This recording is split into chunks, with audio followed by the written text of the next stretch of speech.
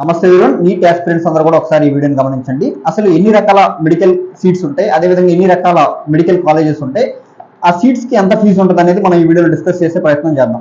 So ఇప్పుడు మీ అందరికి తెలిసిందే, రెండు రకాల మెడికల్ కాలేజెస్ ఉంటాయి, ప్రైవేట్, గవర్నమెంట్ మెడికల్ కాలేజెస్ అని చెప్పొచ్చు. సో అయితే ఈ గవర్నమెంట్ మెడికల్ కాలేజ్ సీట్స్ అన్నింటిని కూడా కన్వీనియర్ కోటా సీట్స్ అంటాం, అంటే ఫ్రీ సీట్స్ అని చెప్పొచ్చు. ఇప్పుడు ప్రైవేట్ మెడికల్ కాలేజెస్ లో ఉన్నటువంటి సీట్స్ గురించి మాట్లాడితే 50% కన్వీనర్ కోటా సీట్స్ అంటాం, అంటే ఫ్రీ సీట్స్ అని చెప్పొచ్చు. మిగతా 50% ఏదైతే ఉందో again divided into two categories. One category is 38%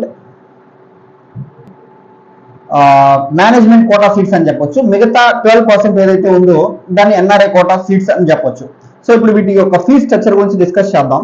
so ఇప్పుడు మీ గవర్నమెంట్ కాలేజెస్ లో ఉన్నటువంటి కన్వీనర్ కోటా సీట్ యొక్క ఫీజు ఎంత ఉంటుందంటే అప్రాక్సిమేట్ గా చెప్తున్నా, ఎగ్జాక్ట్ ఫిగర్స్ కాదు, ఒక 50,000 అవ్వచ్చు, ఇంక్లూడింగ్ ట్యూషన్ ఫీజు, అదేవిధంగా హాస్టల్ ఫీజు. ఇప్పుడు ప్రైవేట్ మెడికల్ కాలేజెస్ లో ఉన్నటువంటి కన్వీనర్ కోటా సీట్ యొక్క ఫీజు గురించి మాట్లాడితే 1,50,000 నుంచి 2 లక్షలు అవ్వచ్చు. సో ఇక్కడ ఏంటంటే కొంచెం కన్ఫ్యూజన్ ఉంటుంది. మొదటి సంవత్సరంలో కొంచెం ఎక్కువ ఫీజు కట్టించుకుంటారు, రెండో సంవత్సరం నుంచి ఫీజు తగ్గుతూ ఉంటుందని తగ్గిపోయిద్దని చెప్తా ఉంటారు. So what ever it is 1,50,000 నుంచి 2 లక్షలు అవ్వచ్చు.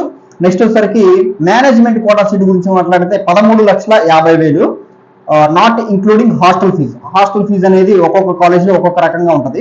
నెక్స్ట్ వచ్చేసరికి ఎన్ఆర్ఐ కేటగిరీ సీట్ చూసినట్లయితే 39 లక్షలు ఒక్క సంవత్సరానికి, హాస్టల్ ఫీజు ఇంక్లూడింగ్ కాదు. సో ఇట్లాంటి వీడియోస్ చూడాలి అనుకుంటే మన ఛానల్ సబ్స్క్రైబ్ చేసుకోండి. Thank you.